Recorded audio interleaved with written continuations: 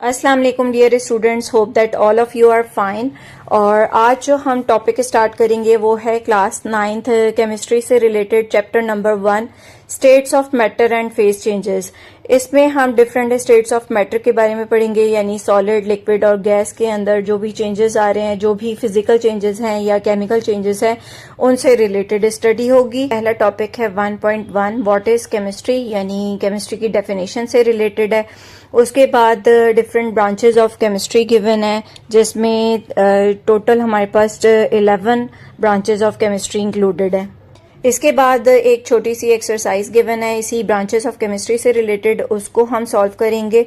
तो आइए अब हम स्टार्ट करते हैं अपना topic number 1.1 what is chemistry. और उसमें एक्सप्लेन किया गया है कि केमिस्ट्री ब्रांच है साइंस की, जिसमें हम किसी भी सब्सटेंस को ले लें, जैसे सपोज आप वाटर को अगर लेते हैं तो उसकी कंपोजिशन, उसका स्ट्रक्चर या उसकी जितनी भी फिजिकल चेंजेस हैं, केमिकल चेंजेस हैं, केमिकल प्रॉपर्टीज में, फिजिकल प्रॉपर्टीज में, उन सब की स्टडी को इंक्लूड करते हैं। जैसे कि अगर अभी आप वाटर का स्ट्रक्चर देखें तो उसमें एक ऑक्सीजन एटम है और 2 हाइड्रोजन एटम कंबाइन हुए हैं।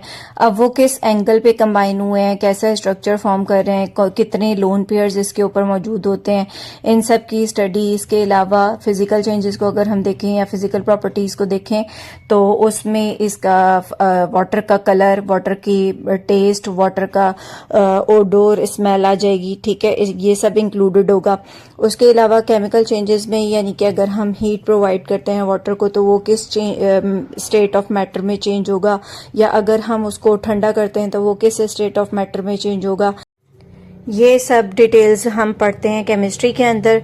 अच्छा, उसके बाद हमारा next topic branches of chemistry में ये बताया गया है कि ये एक स्प्रेड कॉम्प्लेक्स सब्जेक्ट है केमिस्ट्री, यानी कि अगर हम ब्रांचेस को डिस्कस करते हैं डिटेल में तो ये एक बहुत ही वाइड रेंज है केमिस्ट्री।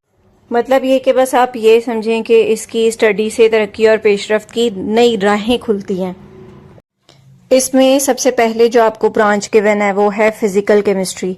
और फिजिकल केमिस्ट्री में एक्सप्लेन किया गया है कि भाई एटम या मॉलिक्यूल्स किस तरह से अपना रोल प्ले करते हैं, ठीक है, और इसमें एटम्स या मॉलिक्यूल आपस में किस तरह से रिलेट करते हैं, ठीक है, किस तरह मॉलिक्यूल्स बनते हैं और किस तरह एटम जो है वो कंबाइन होकर एक मॉलिक्यूल फॉर्म करते हैं। इसके अलावा इनकी केमिकल रिएक्शंस, यानी कि इनकी स्पीड का हम अंदाज़ा लगा सकते हैं। और इंडस्ट्रियल पॉइंट ऑफ व्यू से कि इंडस्ट्री को हम बेहतर बनाने के लिए जो है वो ये फिजिकल केमिस्ट्री बहुत मदद देती है। अच्छा, इसके बाद जो हमारे पास नेक्स्ट ब्रांच है वो है ब्रांच इन ऑर्गेनिक केमिस्ट्री।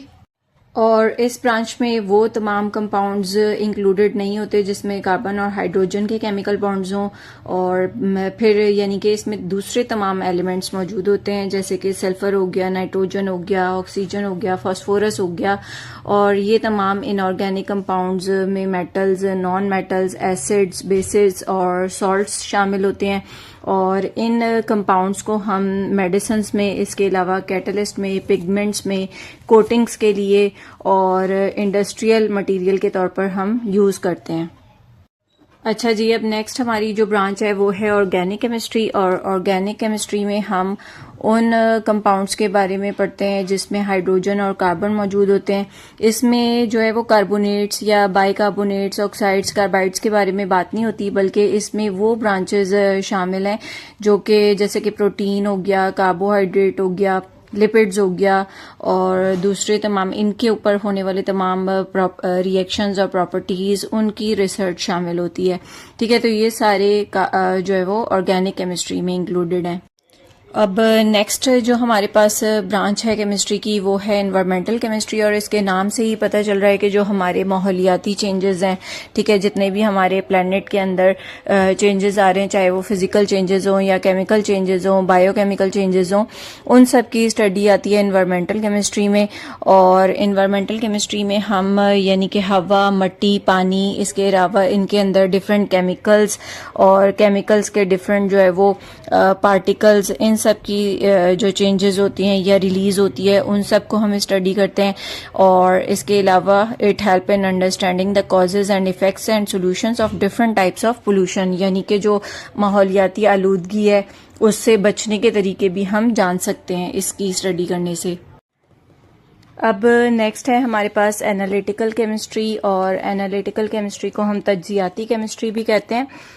और एनालिटिकल केमिस्ट्री वो ब्रांच है केमिस्ट्री की जिसमें हम जो है वो तज्जिया करते हैं किसी भी गिवन चीज़ का। जैसे सपोज आपको एक टैबलेट दे दी जाती है, तो उस टैबलेट के अंदर कितना कैल्शियम मौजूद है, कितना मैग्नीशियम मौजूद है, ठीक है, इसके बारे में पता लगाना जो है वो एनालिटिकल केमिस्ट्री कहलाता है, ठीक है। और इन चीज़ों की शिनाख्त करना, जैसे सपोज के आपके पास एक जूस का डब्बा है, उस जूस के बैक साइड पे आपने देखा होगा कि अक्सर लिखा होता है मैग्नीशियम इतने परसेंट है, कैल्शियम इतने परसेंट है।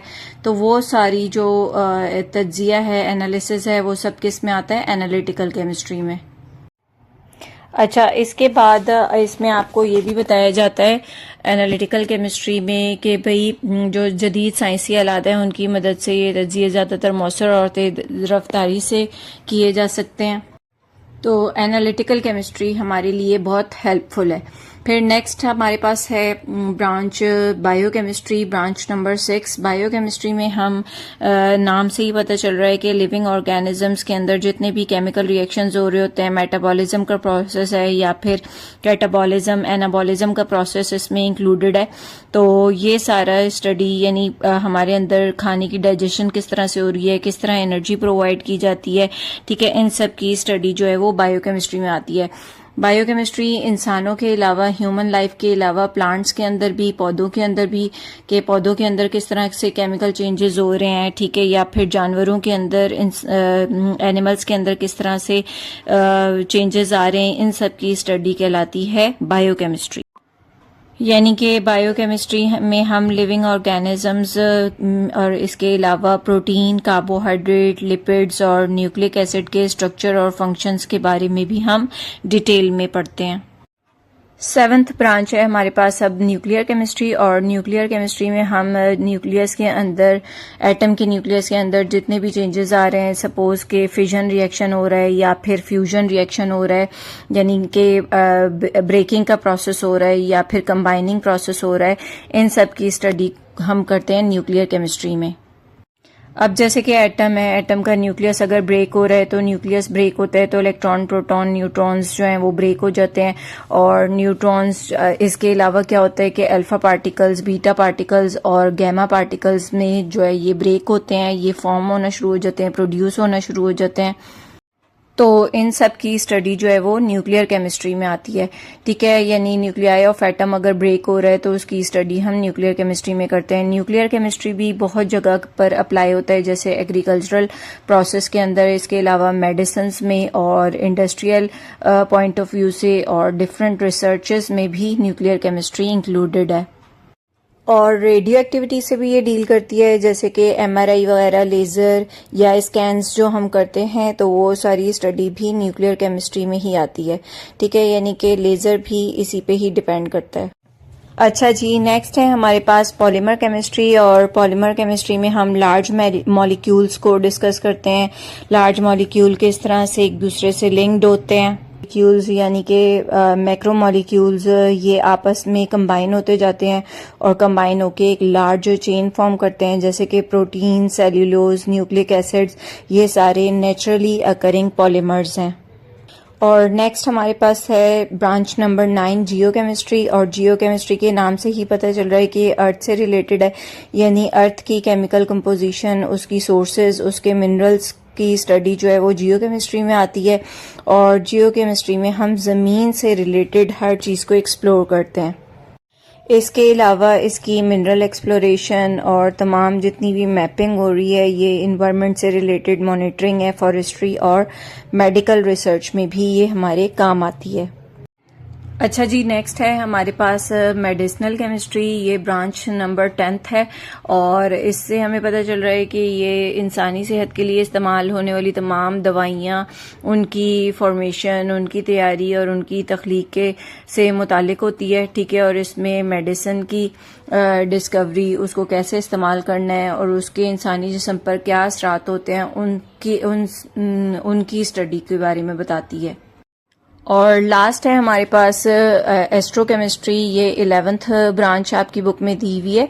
और इसमें क्या बताया हुआ है कि इसमें खला और सितारों के दरमियान मौजूद मॉलिक्यूल्स और आयंस का मुताला किया जाता है इस ब्रांच में। और इसके अलावा हम जो है उनके अबंडेंस, उनके रिएक्शंस के बारे में स्टडी करते हैं। इसके अलावा डिफरेंट रेडिएशंस के बारे में हम स्टडी करते हैं। अच्छा, इसमें आपको एक इंटरेस्टिंग इन्फॉर्मेशन का बॉक्स नज़र आ रहा होगा। तो उस इंटरेस्टिंग इन्फॉर्मेशन में क्या बताया गया है कि जियोथर्मल हीट पंप्स की मदद से हम ज़मीन के अंदर मौजूद पानी को ऊपर लाकर इमारत को सर्दियों में गर्म और गर्मियों में ठंडा करते हैं। इसके बाद एक छोटी सी मिनी एक्सरसाइज दी हुई है और उसमें आपसे क्या पूछा गया है कि क्वेश्चन गिवन है कि हाल ही में चांद पर भेजा गया मिशन अपने साथ चांद की ज़मीन के नमूने लाया है और उन पर जो है वो तजुर्बात किए गए हैं। और उन तजुर्बात को अगर हम ब्रांचेस ऑफ केमिस्ट्री से रिलेट करें तो सबसे पहले आपसे पूछा गया है कि डिटरमाइनिंग इट्स कंपोजिशन, यानी कि कंपोजिशन को अगर हमने डिटरमाइन करना हो तो हम कौन सी केमिस्ट्री को ऐड करेंगे। तो जी फर्स्ट का आंसर बनता है आपका एनालिटिकल केमिस्ट्री। उसके बाद सेकंड टॉपिक आपसे पूछा गया है, पॉइंट पूछा गया है कि studying the physical properties of material it's contains. तो ये आता है जियो केमिस्ट्री में, यानी उसमें आपने जो है वो स्टडी बतानी है फिजिकल प्रॉपर्टीज ऑफ मटेरियल की। ये आंसर नंबर 2 होगा। और थर्ड क्वेश्चन गिवन है कि carrying out chemical reactions with usual inorganic reagents. तो इनऑर्गेनिक रिएजेंट्स की स्टडी आपको पता है कि इनऑर्गेनिक केमिस्ट्री है। तो थर्ड क्वेश्चन का आंसर बनता है इनऑर्गेनिक केमिस्ट्री। अब जी तीनों के आंसर्स एक दफ़ा और चेक कर लें। फर्स्ट का आंसर है एनालिटिकल केमिस्ट्री, सेकंड का जियो केमिस्ट्री और थर्ड का इनऑर्गेनिक केमिस्ट्री। और इस तरह से हमारा फर्स्ट टॉपिक कंप्लीट होता है जिसमें हमने स्टडी किया केमिस्ट्री को और उसकी डिफरेंट ब्रांचेस को। इसमें हमने 11 ब्रांचेस ऑफ केमिस्ट्री को डील किया और इसके अलावा एक मिनी एक्सरसाइज हमने कंप्लीट किया है। उम्मीद है आपको समझ आ गया होगा टॉपिक। अब आपने इसको अच्छा सा प्रिपेयर करना है ताकि आपका जो है वो ये लॉन्ग क्वेश्चन कंप्लीट हो सके।